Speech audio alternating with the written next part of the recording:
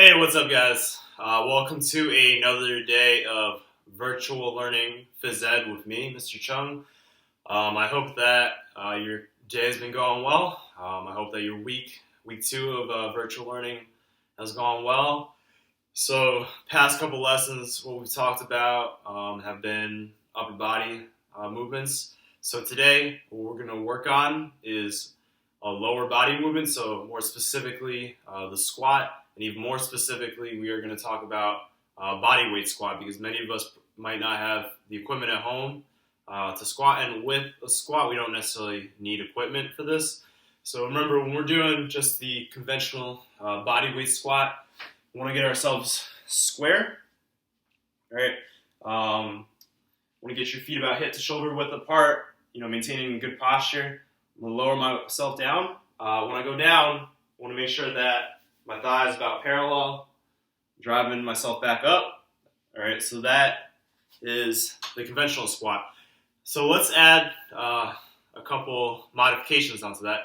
Let's say that movement is too hard, right? So the key thing is when we're squatting, we want to make sure our feet are staying flat on the floor and we're really driving the weight through our heels, but our feet, the whole part of our foot, stays on the floor. So let's say we're having difficulty with that. You can find something that you would normally sit on. So maybe you don't have a workout bench at home. You can find your couch, maybe a chair. And all you're going to do is you're going to start here, lower yourself down. Remember, in a controlled fashion. All right, so basically a squat is all we're doing is lowering ourselves down to get our thighs to about parallel. And then we're going to lift ourselves back up. So when I'm doing this, going down, I'm controlling the motion. I'm not just plopping straight down, hitting the bench with all my weight. I'm not letting gravity bring me down, but I'm controlling myself going down. And on the way back up, I'm pushing off without using my hands. I'm not going like this. I'm not pushing with my hands. I'm just allowing my legs to do the work, my lower body to do the work, and my feet are staying flat on the floor. So I'm just lifting up. And we'll call this the seated box squat. So that's one variation.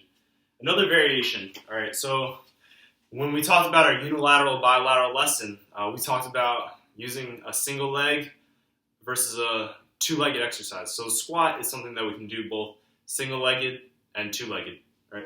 So what do I mean by single-legged? We can do a single-leg box squat. And why is this important?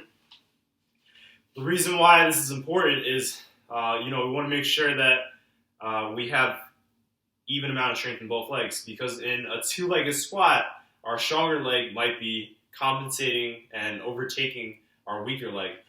So for this one, same thing. We're just going to slowly lower ourselves with one leg, only with one leg. So what I'll do here, I'll demonstrate with my right leg, is I'm going to lift my left leg off the ground, and I'm just going to drive myself up with just my right leg. All right, and then I'm going to go in a controlled motion, back down, and then back up. In a controlled motion, and I'll do it also with my left leg. So up and then back down. So that variation we call is the single-legged box squat. All right, so the last variation that we will work on is the Bulgarian split squat. So what you can do for this is you're still going to need some type of surface that's elevated. So a chair, your couch, and all you're going to do is you're going to elevate one leg. So I'm going to elevate my left leg, put it back here, and I'm only going to squat with the front leg. All right, so I'm going to squat down so that this front leg is about parallel, drive myself back up. All right, then down, and explode up. Remember, we don't want the knee, our left knee, to touch the ground. So only thing touching the ground right now is our right foot. All right, same thing here, maintaining good posture, slight lean in the torso. All right, and just drive yourself up. So those are the variations for the squat. So what I want you to do is to try all the variations. I'll write up the lesson on Google Docs, and you are going to try this workout, really see where your stronger leg is and what can we do to fix this. We can work a little bit more on our other leg until the strength is about even on each leg. All right, so it's going to happen. Naturally, if we're righty, probably our right leg's a little bit stronger than our left leg. All right, so those things do happen, but we want to work on our, areas that we might not be as strong in. All right, so I hope that you get a good workout before the weekend starts, and please do take some time to exercise daily, even on the weekend, especially during this time of remote learning. We're spending a lot of time behind a computer screen. So please get your exercise in and also enjoy the weekend. Have a good day, guys.